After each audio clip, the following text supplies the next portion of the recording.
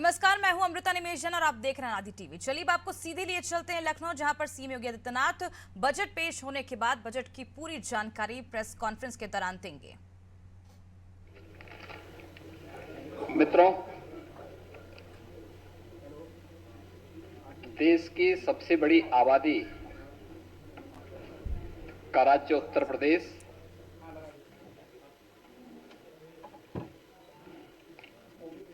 पिछले 6 वर्षों के दौरान सबका साथ, सबका विकास, सबका विश्वास और सबके प्रयास की भावना का प्रतिनिधित्व करते हुए उत्तर प्रदेश के समग्र विकास के लिए जो प्रयास प्रारंभ हुए हैं, उसके पीछे आदरणीय प्रधानमंत्री जी की प्रेरणा, उनका मार्गदर्शन और बजट जब भी प्रस्तुत किया गया है वो एक निश्चित थीम के साथ प्रस्तुत किया गया।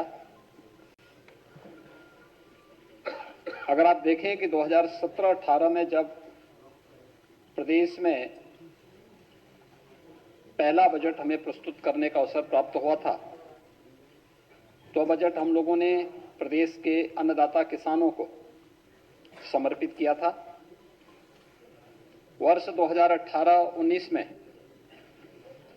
प्रदेश का जो बजट था वह प्रदेश के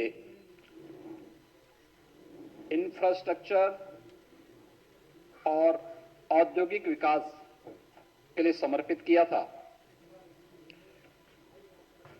वर्ष 19-20 का बजट प्रदेश के अंदर मिशन शक्ति, जिसमें महिला सुरक्षा, महिला सम्मान और स्वावलंबन के लिए समर्पित किया था। उस प्रकार की योजनाओं को ध्यान में रख करके हम लोगों ने प्रदेश के अंदर अपना बजट प्रस्तुत किया था।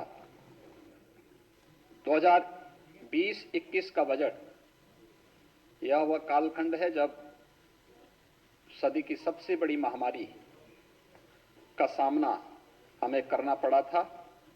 वह था प्रदेश के युवा शक्ति के लिए, उनके कौशल विकास, रोजगार था, प्रदेश के इंफ्रास्ट्रक्चर, यानी इस महामारी के दौरान भी प्रदेश के अंदर रोजगार की संभावनाएं बाधित न हो, इसके लिए समर्पित था। 2021-22 का बजट प्रदेश के समग्र विकास को ध्यान में रख करके स्वावलंबन से सशक्तिकरण के लिए समर्पित किया था। 2022-23 का बजट अंत्योदय से आत्मनिर्भरता का बजट था। तो आज मेरे सहयोगी वित्त मंत्री खन्ना जी ने उत्तर प्रदेश की 25 करोड़ आबादी की विकास के लिए, उनके कल्याण के लिए जो बजट आज प्रस्तुत किया है, यह बजट उत्तर प्रदेश के त्वरित, सर्वसमावेशी और समग्र विकास के साथ साथ आत्मनिर्भर भारत की तर्ज पर आत्मनिर्भर उत्तर प्रदेश की नींव को प्रस्तुत करने वाला बजट है। मैं इस बजट को प्रस्तुत करने के लिए वित्त मंत्री श्री सुरेश खन्ना जी को, अपर मुख्य सचिव वित्त श्री प्रशांत त्रिवेदी जी को और वित्त विभाग की पूरी टीम को उत्तर प्रदेश के अनुरूप बजट प्रस्तुत करने के लिए हृदय से बधाई देता हूं और आप सबका मैं हृदय से स्वागत करता हूं।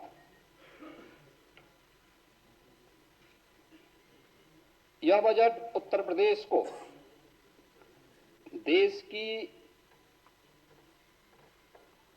सबसे बड़ी अर्थव्यवस्था के रूप में स्थापित करने के लिए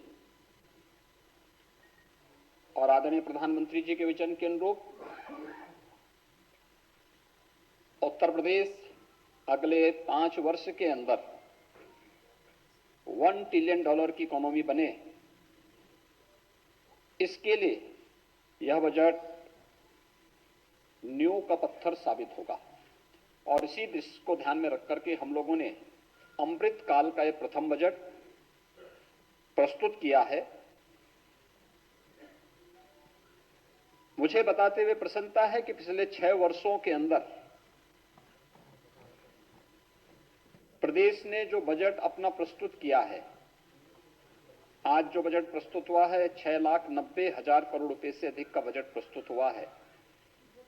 आप 16-17 में जो बजट प्रस्तुत हुआ था प्रदेश के अंदर,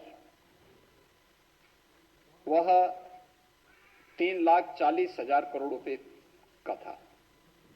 आप देखेंगे पिछले 6 वर्ष के अंदर दुगने से अधिक की वृद्धि प्रदेश के बजट के लिए हुई है। इस दौरान प्रदेश की प्रति व्यक्ति आय दुगनी हुई है, दुगने से अधिक हुई है। प्रदेश की जीडीपी में बढ़ोतरी हुई, दुगने से अधिक की बढ़ोतरी हुई है। और इस दौरान हम लोगों ने प्रदेश के अंदर यह जो बजट के दायरों को बढ़ाया गया है, यह उत्तर प्रदेश के अनुरूप है। यह डबल इंजन सरकार की अर्थव्यवस्था को विस्तार देने की प्रतिबद्धता को भी दर्शाता है। 2022 के विधानसभा चुनाव के पहले हमारी पार्टी ने उत्तर प्रदेश की जनता से लोक कल्याण संकल्प पत्र के माध्यम से जो वायदे किए थे, 130 जो हमारे वायदे थे, आज के इस बजट प्रस्तुत करने के साथ उनमें से 110 वायदों को हम इसके साथ इसमें समाहित किए हैं। पूरे बजट में अगर आप उसका बजट पर ध्यान देंगे तो लगभग 64,000 करोड़ रुपए से अधिक की धनराशि लोक कल्याण संकल्प पत्र में घोषित संकल्पों के लिए समर्पित हैं और उसमें बजट में उसका प्रावधान किया गया है। मित्रों, प्रदेश ने ये जो अर्थव्यवस्था को, उत्तर प्रदेश की अर्थव्यवस्था के दायरे को बढ़ाया है, उसको विस्तार दिया है।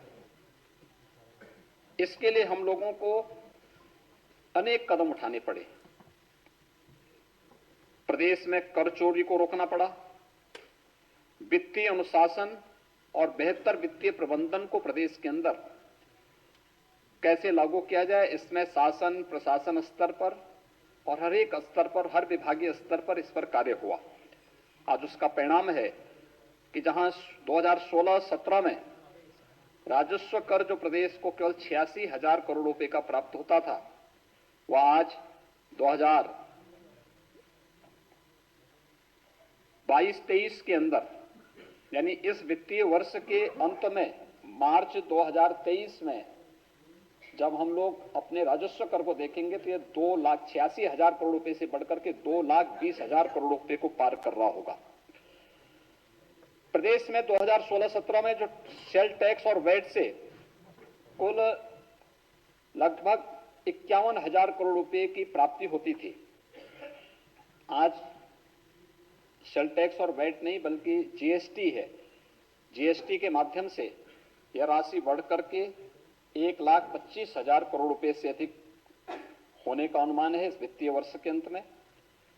स्टेट एक्साइज में जो 2016-17 में मात्र 12,000 करोड़ रुपए प्राप्त हुआ था, आज ये 22-23 में 45,000 करोड़ रुपए प्राप्त होने का अनुमान है। और ये तभी संभव हो पाया जब हम लोगों ने प्रदेश के अंदर राजस्व कर की चोरी को रोकने के लिए प्रभावी उपाय किए और राजस्व संग्रह की व्यवस्था को अत्यंत ही पारदर्शी तरीके से इस व्यवस्था को प्रदेश के अंदर लागू किया। उसके कारण ये प्रदेश के अंदर हो पाया है।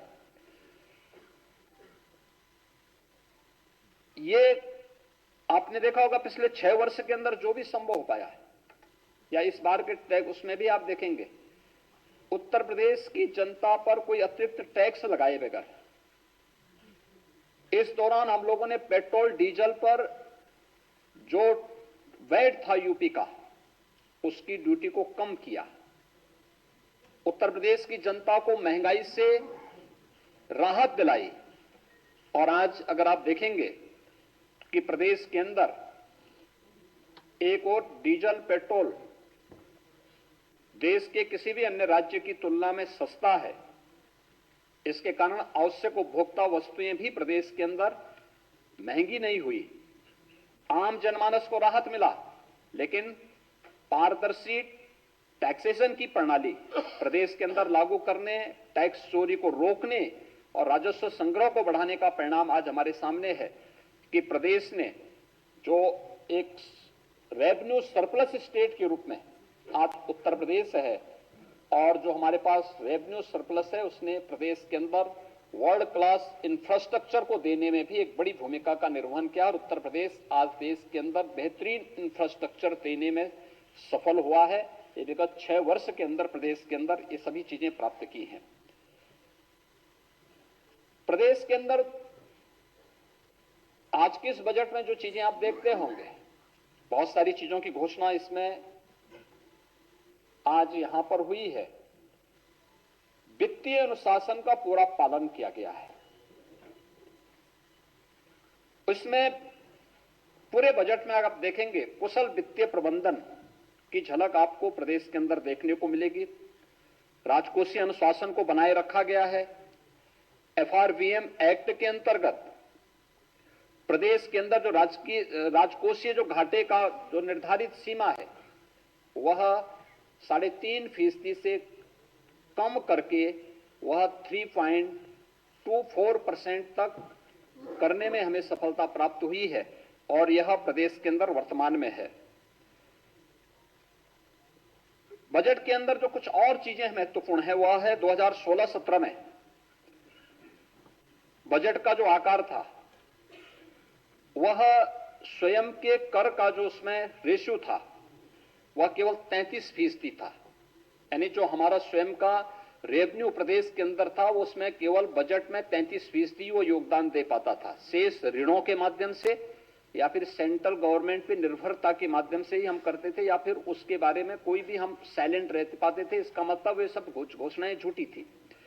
लेकिन आज जो भी हम कर पा रहे हैं, बजट में दोगुने से अधिक बजट होने के बावजूद बजट को हम लोगों ने लगभग 45 से 46% जो भाग है वह स्वयं के राजस्व से आज प्रदेश प्राप्त कर रहा है।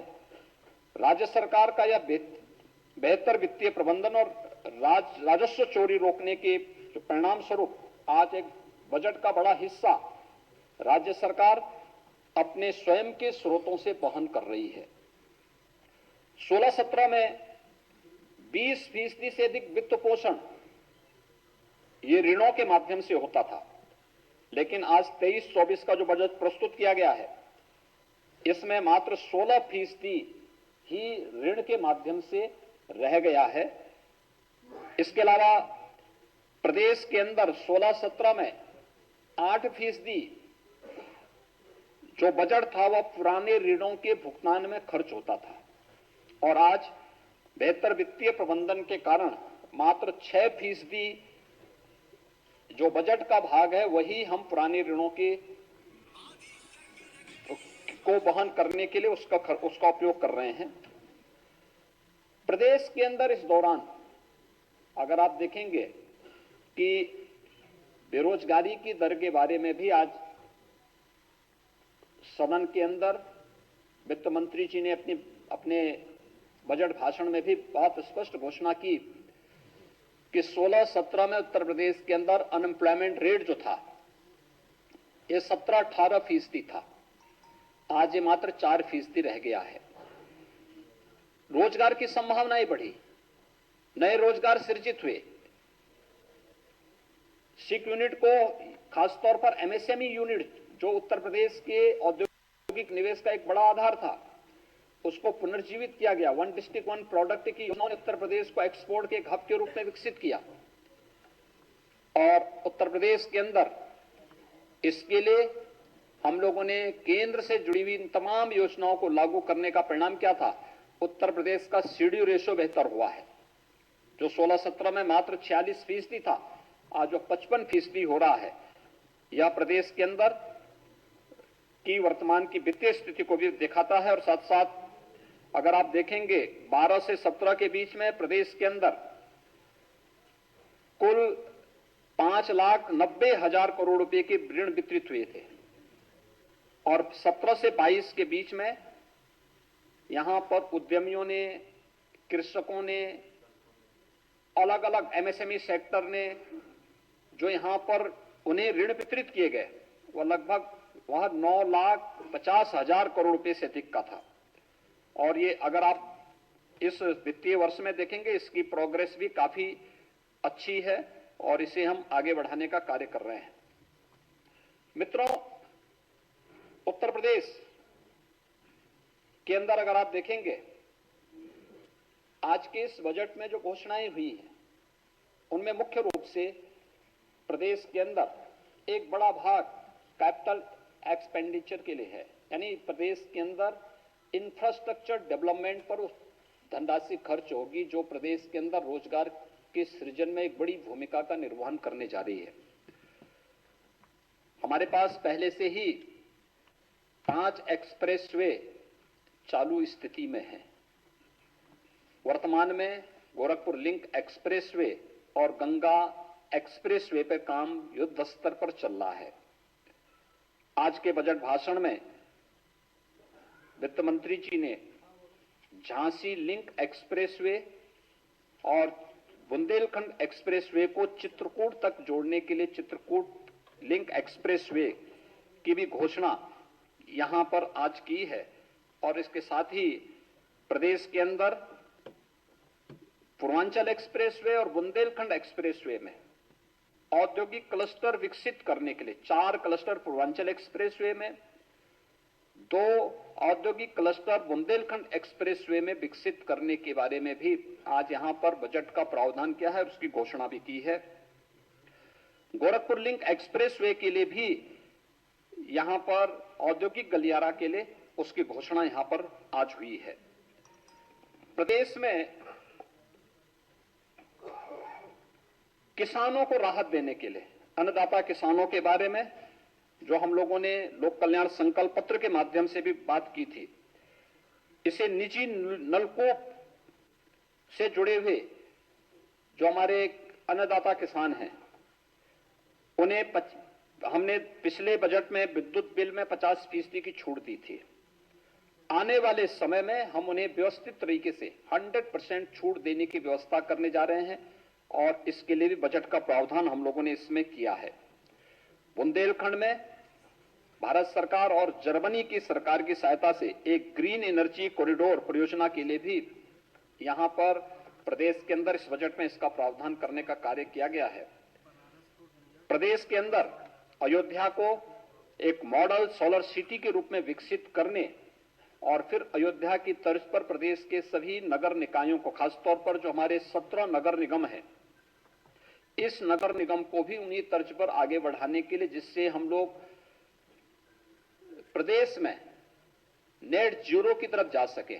हमारे शहर, आपने देखा होगा पिछली बार हम लोगों ने जब 2017 में आए थे तो कार्बन उत्सर्जन को न्यूनतम करने के लिए जितनी भी स्ट्रीट लाइट थी उन्हें एलईडी स्ट्रीट लाइट में हम लोगों ने ईएसएसएल के साथ मिलकर के बदला था। आज आप देखते होंगे कि इसका काफी बड़ा प्रभाव पड़ा था प्रदेश के अंदर। एक सभी सिटी आज जितने हमारे नगर निकाय हैं उनमें स्ट्रीट लाइट दर्शनीय भी है और साथ साथ वहां पर बिजली भी कम खर्च होती है और जितनी भी सोलर लाइट बदली गई, जितनी भी वहां पर स्ट्रीट लाइट बदली गई थी, उस स्ट्रीट लाइट पे शासन को एक भी पैसा खर्च नहीं करना पड़ा था। वो सारा पैसा भारत सरकार की संस्था ईएसएल ने मिलकर के उस पैसे को वहां पर जितनी भी वहां पे हेलोजन लाइट थी, अन्य स्ट्रीट लाइट थी, उसे बदल करके एलईडी स्ट्रीट लाइट के रूप में उसे बदला था। बदले में उसने एक एमओयू किया था कि अगले 7 वर्ष तक हम इसकी रखरखाव करेंगे और जो विद्युत की बचत होगी उसी में से वह अपना पैसा भी लेंगे। ये एक मॉडल यहाँ पे लागू किया गया था, आज जो प्रदेश के अंदर जारी है।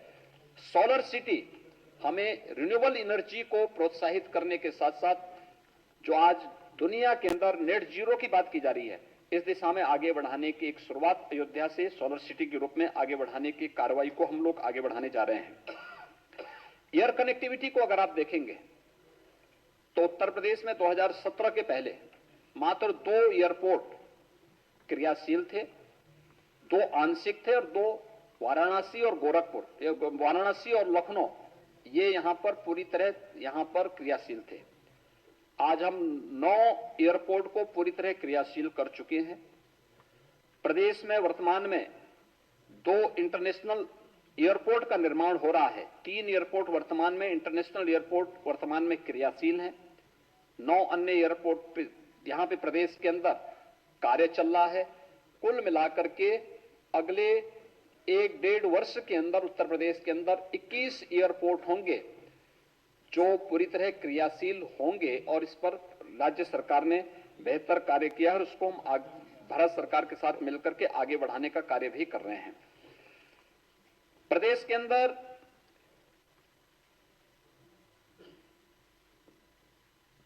आगरा और वाराणसी में साइंस सिटी और नक्षत्रशाला की स्थापना के लिए भी इस बजट में इसका प्रस्ताव यहां पे प्रस्ताव किया गया है।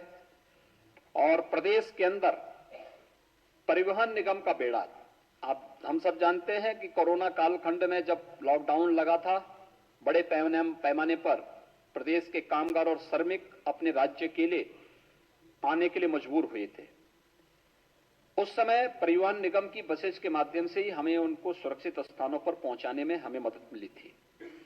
आज मुझे बताते हुए प्रसन्नता है कि आगामी कुंभ को ध्यान में रख करके हम लोगों ने 22-23 में 200 करोड़ रुपए नई बसेज के क्रय के लिए व्यवस्था परिवहन निगम के लिए की थी। 23-24 में परिवहन निगम की 1000 नई बसेज के लिए भी बजट में 400 करोड़ रुपए का प्रावधान किया गया है।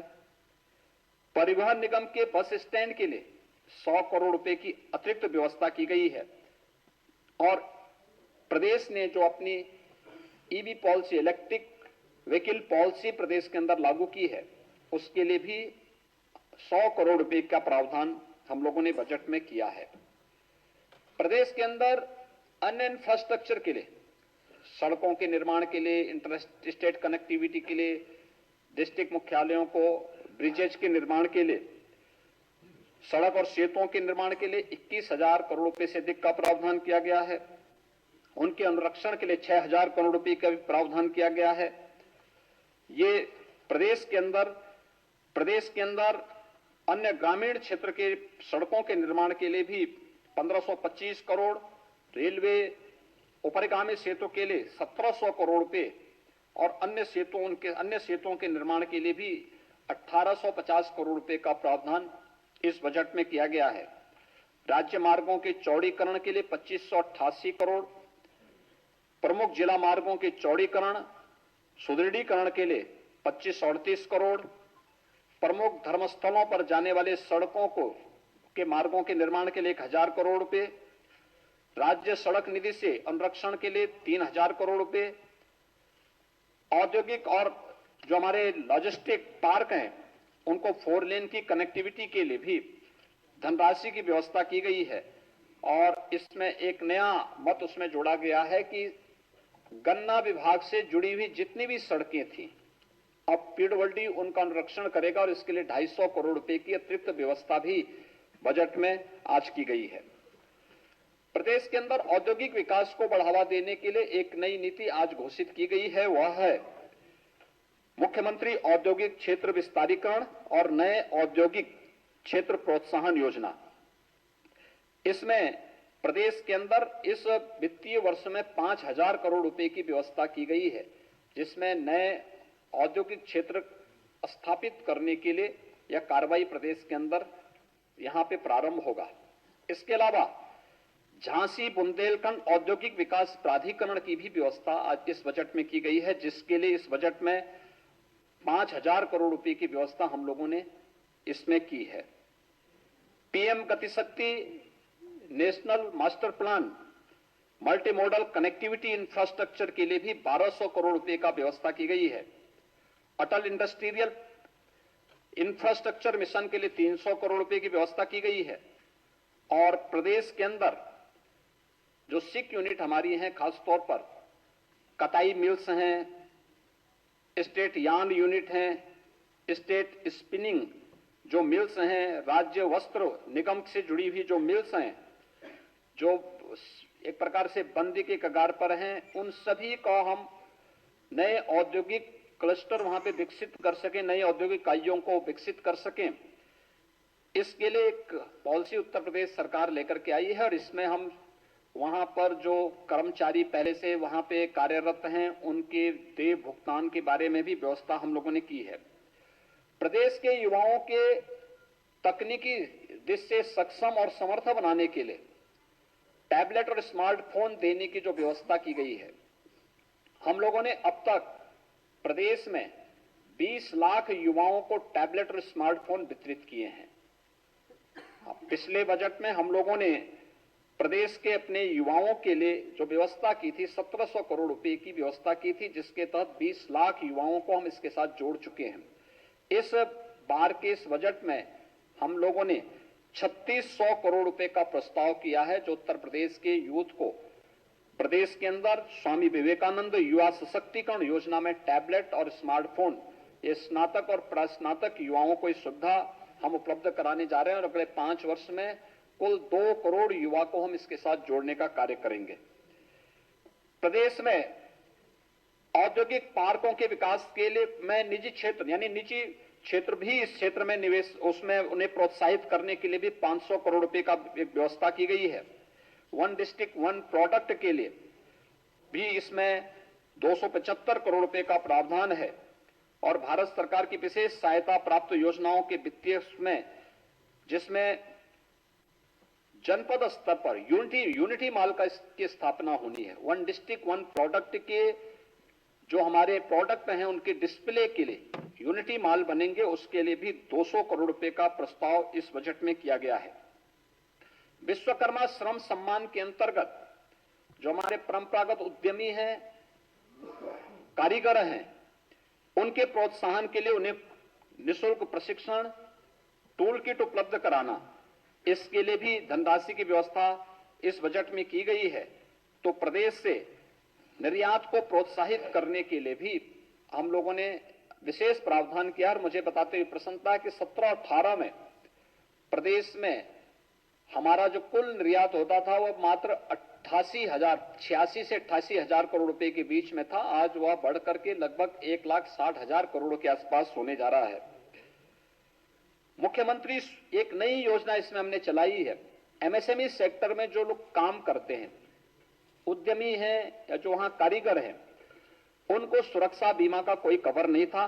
मुख्यमंत्री सूक्ष्म उद्यमी दुर्घटना बीमा योजना हम इस बार उसको लागू कर रहे हैं। इसके लिए धनराशि की व्यवस्था की गई है।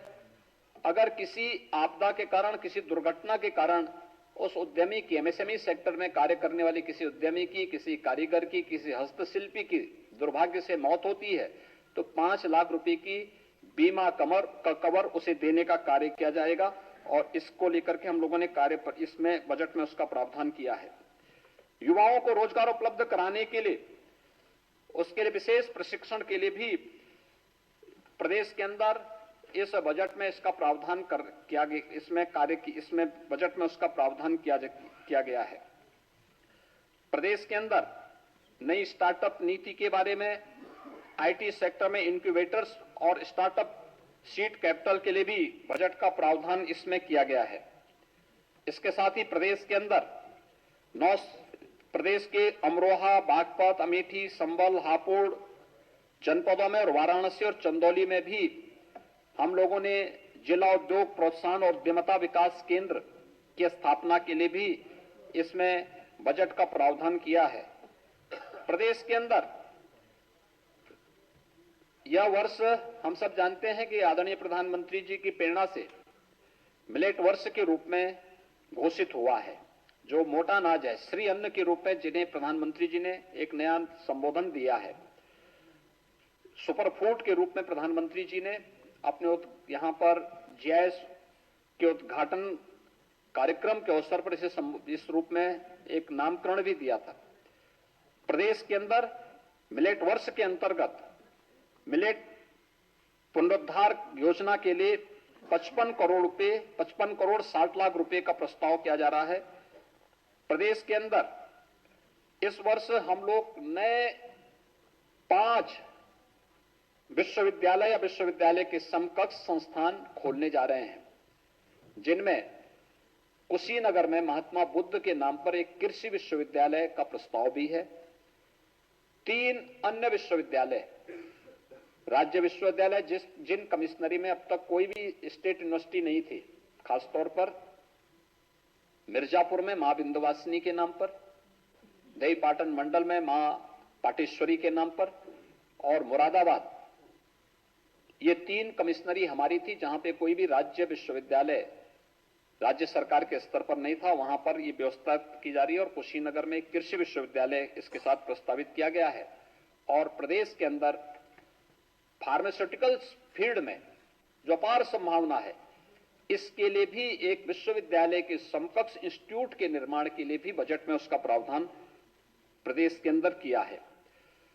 उत्तर प्रदेश में हम लोगों ने औद्योगिक निवेश और एमएसएमई सेक्टर के लिए पिछले 6 वर्ष के अंदर इंफ्रास्ट्रक्चर के लिए काफी ध्यान दिया। प्रदेश के अन्नदाता किसानों के लिए भी काफी प्रावधान किए।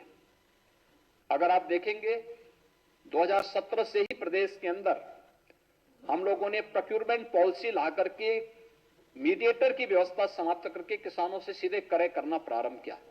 धान का, गेहूं का, दलहन का, तिलहन का, मकई का, ये सभी चीजें हम किए और बीबीटी के माध्यम से किसानों के खाते में पैसे दिए। प्रदेश के अंदर 1,97,000 करोड़ रुपए से अधिक की राशि अब तक हम गन्ना किसानों के गन्ना मूल्य का पिछले 6 वर्ष के अंदर भुगतान भी कर चुके हैं। चीनी मिलें जो बंद हो रही थी वो फिर से चलनी प्रारंभ हुई हैं और कोरोना कालखंड में भी हम लोगों ने इसको चलाया है। परिणाम है उत्तर प्रदेश में कृषि विकास दर पिछले 6 वर्ष में 3% से अधिक बढ़ी है, लेकिन इसे डबल डिजिट में ले जाना है। उत्तर प्रदेश की इस पोटेंशियल को हम और तेजी से आगे बढ़ा सकें। एफपीओस के गठन के साथ साथ एग्री स्टार्टअप को स्थापित करने के लिए भी बजट में इसका प्रावधान किया जा रहा है और यह बहुत महत्वपूर्ण होगा, जिसमें एग्रीटेक स्टार्टअप और इंक्यूबेटर सेंटर के लिए भी एक विशेष प्रावधान किया जा रहा है, जिसमें हमारे एग्रीकल्चर यूनिवर्सिटीज के साथ साथ यहां पर कृषि विज्ञान केंद्र जो 9 प्रदेश के अंदर क्लाइमेटिक जोन है, उनमें कृषि विज्ञान केंद्रों को भी हम लोग एक सेंटर ऑफ एक्सीलेंस के रूप में विकसित करने की दिशा में एक नया प्रयास प्रारंभ करेंगे। टिश्यू कल्चर प्रयोगशाला की स्थापना के लिए भी बजट में 10 करोड़ रुपए का प्रावधान है। Centre of excellence for Honey योजना सहारनपुर में स्थापित करने के लिए 10 करोड़ की व्यवस्था है। और प्रदेश के अंदर जो हमारे निराश्रित गोवंश है, ये 3 प्रकार की योजना राज्य सरकार इसमें पहले से संचालित कर रही है। एक निराश्रित गोवंश जो शासन के द्वारा संचालित निराश्रित गो आश्रय स्थलों पर के माध्यम से संचालित हैं, 10 लाख से अधिक गोवंश उसमें है। दूसरी है मुख्यमंत्री सहभागिता योजना, जिसमें प्रदेश के अंदर उन सभी किसानों को जो किसान अपने यहां गोवंश को लेकर के उनकी देखभाल कर सकता है, उन्हें 4 गोवंश तक हम अनुमन्य करते हैं और हर गोवंश का 900 रुपए हर महीने उसे उपलब्ध कराते हैं। तीसरी है कुपोषित यानी सुपोषण योजना के अंतर्गत उन कुपोषित परिवारों को जहां कोई मां या कोई बच्चा कुपोषित है, उन्हें निराश्रित गो आश्रय स्थल से एक ब्याही हुई गाय उन्हें उपलब्ध करवाते हैं और 900 रुपए हर महीने उपलब्ध करा रहे हैं। 15,000 से अधिक परिवारों को अब तक ये सुविधा उपलब्ध कराई जा चुकी है। तो ये 3 प्रकार की योजनाएं हैं। निराश्रित गोवंश के अनुरक्षण के लिए 750 करोड़ रुपए का भी व्यवस्था इसमें की गई है। और साथ साथ हम लोगों ने प्रदेश के अंदर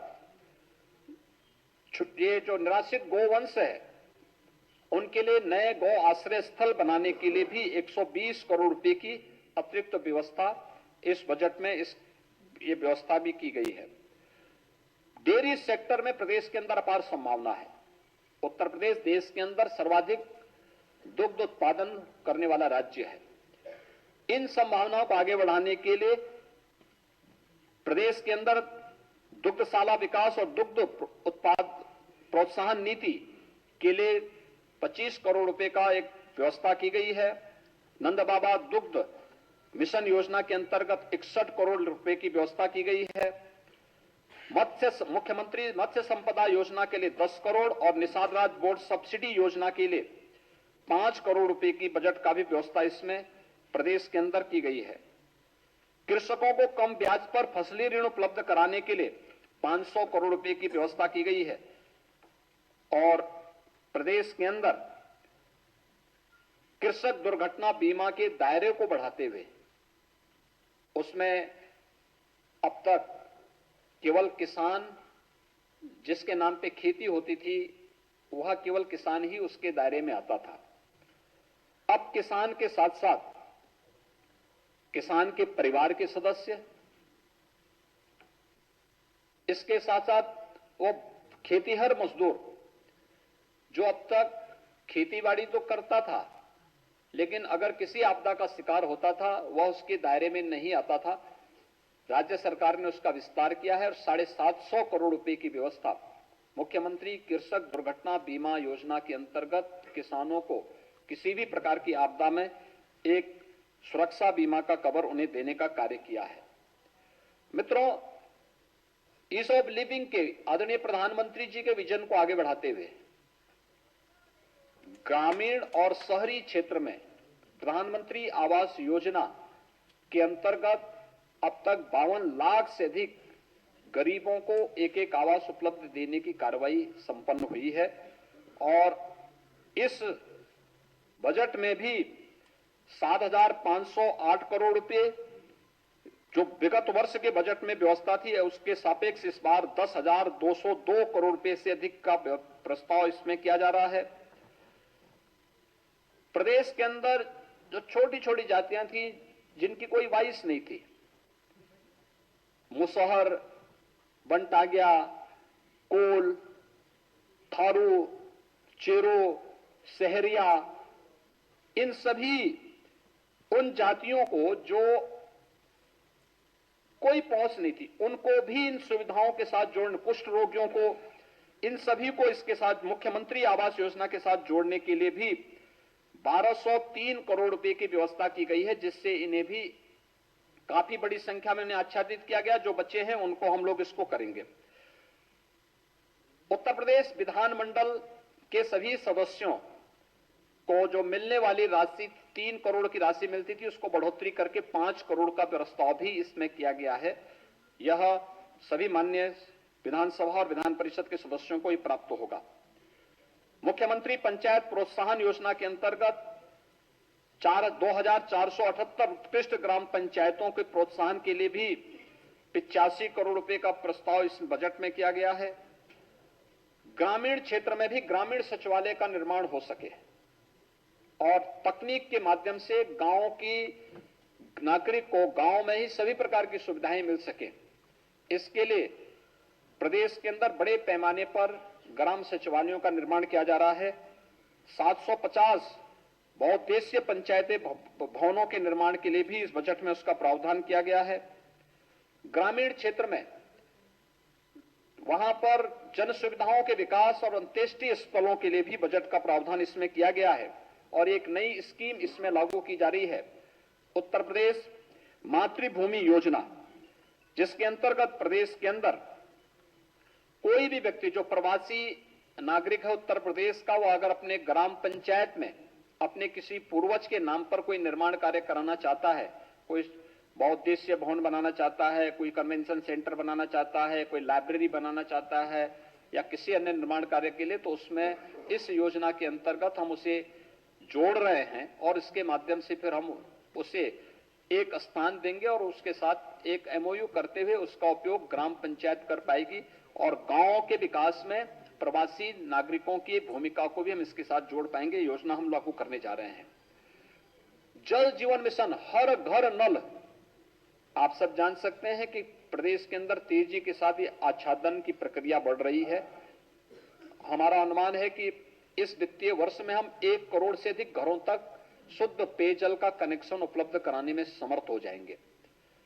1 करोड़ परिवार तक।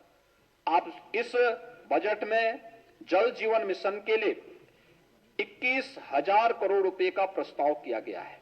एक बड़ी राशि इसके लिए उपलब्ध कराई जा रही है। जल संरक्षण के लिए भूजल स्तर के मापन और उन्हें पूर्व में स्थापित जो पोजीमीटर थे वहां पर डिजिटल वाटर लेवल रिकॉर्डर की स्थापना हेतु हम 23-24 में उसकी एक व्यवस्था प्रदेश के अंदर करने जा रहे हैं, जिसमें नवीन डिजिटल वाटर लेवल रिकॉर्डर की स्थापना के लिए भी इस बजट में प्रावधान किया जा रहा है। उत्तर बुंदेलखंड क्षेत्र में एक नवीन योजना India Israel Bundelkhand water project प्रारंभ करने का एक प्रस्ताव है और साथ साथ अटल भूजल योजना के अंतर्गत प्रदेश के अंदर जो 26 क्रिटिकल विकास खंड थे उन विकास खंडों के लिए भी हम लोगों ने प्रदेश के एक बजट का प्रावधान इसमें किया है। वाराणसी में रोपवे के लिए बजट का प्रस्ताव है। Kanpur metro, Agra metro, Delhi, Ghaziabad, Meerut rapid rail के लिए व्यवस्था की जा रही है और मेट्रो प्रदेश के अंदर गोरखपुर, वाराणसी, प्रयागराज, मेरठ, अन्य जो शहर हैं इन सब में भी एक वित्तीय प्रस्ताव किया गया है मेट्रो के लिए। प्रदेश के अंदर एक नई योजना और शहरी क्षेत्र में विकसित की जा रही है, वह है मुख्यमंत्री शहरी नई यानी न्यू सिटी प्रोत्साहन योजना। यह योजना इसमें 3,000 करोड़ रुपए की व्यवस्था इस बजट में की जा रही है, जिसके माध्यम से न्यू सिटी के निर्माण के लिए प्रदेश के अंदर $1 ट्रिलियन की इकोनॉमी को प्राप्त करने की दिशा में जो आदरणीय प्रधानमंत्री जी का विजन है उसके अनुरूप इसको आगे बढ़ाने के लिए न्यू सिटी के निर्माण के लिए भी एक प्रोत्साहन राशि इसके माध्यम से हम लोग देने जा रहे हैं, जिसमें 50% प्रोत्साहन राज्य सरकार देगी और 50% संबंधित अथॉरिटी ऋणों के माध्यम से अपने स्रोत से वहन करेगी। ये कार्यक्रम हम इसके साथ जोड़ने जा रहे हैं। प्रदेश के अंदर बाढ़ नियंत्रण के स्थायी समाधान के लिए भी, प्रदेश में नए नलकूपों के निर्माण के लिए भी और प्रदेश के अंदर आपने देखा होगा पिछले 5 वर्ष के अंदर हम लोगों ने बाण सागर परियोजना, अर्जुन सहायक परियोजना, सरयू नहर राष्ट्रीय परियोजना जैसी लगभग 1 दर्जन सिंचाई की परियोजनाओं को तेजी के साथ समयबद्ध ढंग से आगे बढ़ाया था, जिसके परिणाम स्वरूप प्रदेश में लगभग 22 लाख हेक्टेयर भूमि को अतिरिक्त सिंचाई की सुविधा प्राप्त हुई थी। इस बजट में मध्य गंगा नहर परियोजना के साथ साथ अन्य जो लंबित परियोजनाएं थी जो वर्षों से दशकों से चल रही थी उन्हें समयबद्ध ढंग से आगे बढ़ाने के लिए हम लोगों ने एक बड़ी कार्य योजना को इसके साथ अपने साथ यहां पर जोड़ा है और उन कार्यक्रमों को भी हम लोग आगे बढ़ाने का कार्य कर रहे हैं। प्रदेश में जितने भी स्वास्थ्य संबंधी योजनाएं हैं, हेल्थ इंफ्रास्ट्रक्चर पर विशेष ध्यान देते हुए 1 डिस्ट्रिक्ट 1 मेडिकल कॉलेज के लक्ष्य को प्राप्त करने के लिए प्रदेश के अंदर प्रधानमंत्री Ayushman Bharat health infrastructure mission के साथ ही प्रदेश के अंदर जहां पे जो लोग उससे आच्छादित नहीं हो पा रहे हैं और वास्तव में नीडी हैं उन लोगों को मुख्यमंत्री जन आरोग्य योजना के अंतर्गत उन्हें लाभान्वित करने के लिए भी 250 करोड़ रुपए का प्रस्ताव इसमें किया गया है। प्रदेश के अंदर पंडित दीनदयाल उपाध्याय राज्य कर्मचारी कैशलेस चिकित्सा योजना के अंतर्गत भी 150 करोड़ रुपए की व्यवस्था यहां पे राज्य कर्मचारियों के लिए प्रस्तावित किया गया है। प्रदेश में जो मैंने पहले ही बताया था, Uttar Pradesh institute of pharmaceutical research and development की स्थापना के लिए भी धनराशि का प्रावधान उसमें किया गया है। जितने भी हमारे गवर्नमेंट मेडिकल कॉलेजेस हैं जहां पे नर्सिंग और पैरामेडिकल के कॉलेज नहीं स्थापित हो पाए हैं, वहां पर इनके लिए भी धनराशि की व्यवस्था इस बजट में की गई है। प्रदेश के अंदर मिलावट को से बचाव करने के लिए प्रदेश के अंदर खासतौर पर खाद्य सुरक्षा और औषधि प्रशासन विभाग में के माध्यम से हर कमिश्नरी स्तर पर हम लोग एक उच्च स्तरीय लैब की स्थापना कर सकें। इस बजट में 200 करोड़ रुपए का प्रावधान इसके लिए हर एक कमिश्नरी के स्तर पर एक उच्च स्तरीय लैब की व्यवस्था के साथ साथ प्रदेश के युवाओं के लिए अच्छे करियर के लिए और उनको जॉब मिल सके, इंडस्ट्री को इंस्टीट्यूशन को इंडस्ट्री के साथ जोड़ने के एक बड़े कार्यक्रम के साथ प्रदेश सरकार पहले ही कार्य कर रही है। टाटा टेक्नोलॉजीज के साथ प्रदेश ने 150 से अधिक ITI को उनके साथ जोड़ने के एक बड़े कार्यक्रम का प्रावधान इसमें किया है, जिसमें बहुत शीघ्र टाटा टेक्नोलॉजीज के साथ हमारा इसके साथ एमओयू होगा, जिससे आने वाले समय में बड़े पैमाने पर उत्तर प्रदेश के युवा इसमें प्रशिक्षित हो पाएंगे। युवाओं को उद्योगों में अप्रेंटिसशिप के तहत मुख्यमंत्री अप्रेंटिसशिप की स्कीम प्रदेश के अंदर लागू की गई है, जिसमें एक राशि की एक प्रस्ताव हम लोगों ने इसके साथ की है कि किसी भी ऐसे उद्यम में जहां उत्तर प्रदेश का युवा किसी अप्रेंटिसशिप की स्कीम के साथ जुड़ता है, तो उसमें एक निश्चित अवधि के तहत वो युवा वहां प्रशिक्षण लेगा। आधा मानदेय इंडस्ट्री देगी, आधा सरकार उसको देगी, और उसके पास एक अनुभव भी होगा। ये व्यवस्था प्रदेश के अंदर लागू की जा रही है। 70 करोड़ रुपए की व्यवस्था हम लोगों ने इसमें की है। मैंने पहले आपको इस बार के बारे में बताया था। उच्च शिक्षा में मिर्जापुर में मां बिंदुवासिनी राज्य विश्वविद्यालय, देवीपाटन मंडल में मां पाटेश्वरी राज्य विश्वविद्यालय, मुरादाबाद मंडल में भी एक स्टेट यूनिवर्सिटी की स्थापना के लिए 50 करोड़ रुपए की व्यवस्था हम लोगों ने प्रस्तावित की है। प्रत्येक स्तर पर, यानी ग्राम पंचायत स्तर पर और वार्ड स्तर पर डिजिटल लाइब्रेरी की स्थापना के लिए भी व्यवस्था की जा रही है। प्रदेश में सीएम अप्रेंटिसशिप की स्कीम सर्टिफिकेट, डिप्लोमा और टेक्निकल कोर्सेज करने वाले बच्चों के लिए तो थी, लेकिन सामान्य स्नातक या डिप्लोमाधारी जो बच्चे थे उनको ये सुविधा का लाभ नहीं मिल पा रहा था। इस बार हम लोगों ने 100 करोड़ रुपए की एक व्यवस्था मुख्यमंत्री अप्रेंटिसशिप स्कीम के अंतर्गत की है, जिसमें बीए, बीकॉम, बीएससी करने वाले छात्र भी इस योजना के साथ जुड़ सकते हैं और उनको भी इसका लाभ प्राप्त हो। इसके बारे में प्रदेश के अंदर राज्य विश्वविद्यालयों में वाईफाई की सुविधा उपलब्ध हो, यह भी हम लोग इसके साथ जोड़ने जा रहे हैं। केंद्र सरकार के द्वारा जो पीएम श्री योजना लागू की गई है, जिसमें प्रधानमंत्री स्कूल फॉर राइजिंग इंडिया, इसके लिए भी, इसके क्रियान्वयन के लिए 500 करोड़ रुपए का प्रावधान और डिजिटल लाइब्रेरी की स्थापना ये व्यापक स्तर पर हो, इसके लिए इसका प्रावधान भी शिक्षा के क्षेत्र में जो अनेक प्रकार के प्रयास प्रारंभ हुए हैं, ऑपरेशन कायाकल्प को और उसके दायरे को बढ़ाने के लिए हो, या फिर राजकीय महाविद्यालय या सहायता प्राप्त जो अशासकीय इंटर कॉलेजेस थे, इनके जर्जर भवनों के लिए भी हम लोगों ने व्यवस्था की है। संस्कृत विद्यालयों, जो संस्कृत विद्यालय थे जर्जर स्थिति में हैं, 100 करोड़ रुपए की व्यवस्था उनके लिए की जा रही है।